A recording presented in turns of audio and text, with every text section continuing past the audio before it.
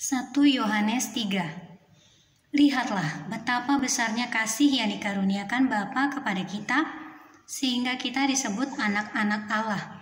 Dan memang kita adalah anak-anak Allah. Karena itu dunia tidak mengenal kita, sebab dunia tidak mengenal Dia. Saudara-saudaraku yang kekasih, sekarang kita adalah anak-anak Allah. Tetapi belum nyata apa keadaan kita kelak. Akan tetapi kita tahu bahwa apabila Kristus menyatakan dirinya, kita akan menjadi sama seperti Dia, sebab kita akan melihat Dia dalam keadaannya yang sebenarnya. Setiap orang yang menaruh pengharapan itu kepadanya, menyucikan diri sama seperti Dia yang adalah suci. Setiap orang yang berbuat dosa melanggar juga hukum Allah. Sebab dosa ialah pelanggaran hukum Allah. Dan kamu tahu bahwa Ia telah menyatakan dirinya supaya Ia menghapus segala dosa, dan di dalam Dia tidak ada dosa.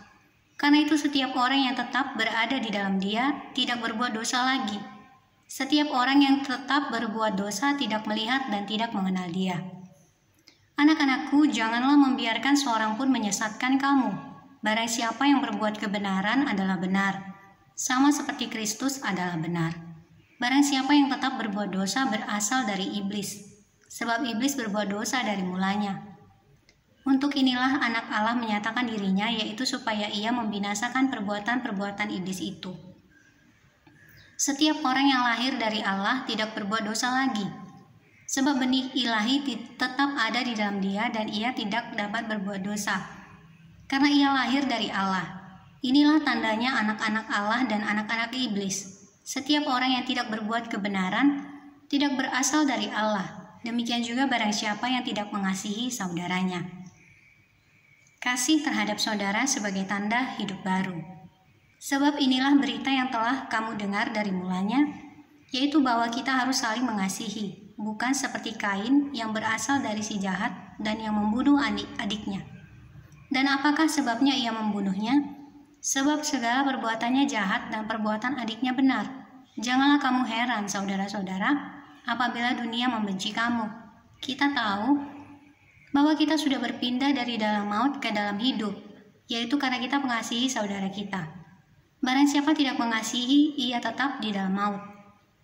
Setiap orang yang membenci saudaranya adalah seorang pembunuh manusia. Dan kamu tahu bahwa tidak ada seorang pembunuh yang tetap memiliki hidup yang kekal di dalam dirinya.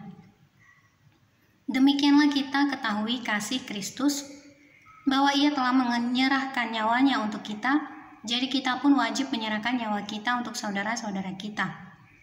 Barang siapa mempunyai harta duniawi dan melihat saudaranya menderita kekurangan, tetapi menutup pintu hatinya terhadap saudaranya itu, bagaimanakah kasih Allah dapat tetap di dalam dirinya? Anak-anakku, marilah kita mengasihi bukan dengan perkataan atau dengan lidah, tetapi dengan perbuatan dan dalam kebenaran. Keyakinan di hadapan Allah. Demikianlah kita ketahui bahwa kita berasal dari kebenaran. Demikian pula kita boleh menenangkan hati kita di hadapan Allah. Sebab jika kita dituduh olehnya, Allah adalah lebih besar daripada hati kita, serta mengetahui segala sesuatu. Saudara-saudaraku yang kekasih, jikalau hati kita tidak menuduh kita, maka kita mempunyai keberanian percaya untuk mendekati Allah. Dan apa saja yang kita minta, kita memperolehnya daripadanya, karena kita menuruti segala perintahnya dan berbuat apa yang berkenan kepadanya. Dan inilah perintahnya itu, supaya kita percaya akan nama Yesus Kristus anaknya, dan supaya kita saling mengasihi sesuai dengan perintah yang diberikan Kristus kepada kita. Barang siapa menuruti segala perintahnya, ia diam di dalam Allah dan Allah di dalam dia.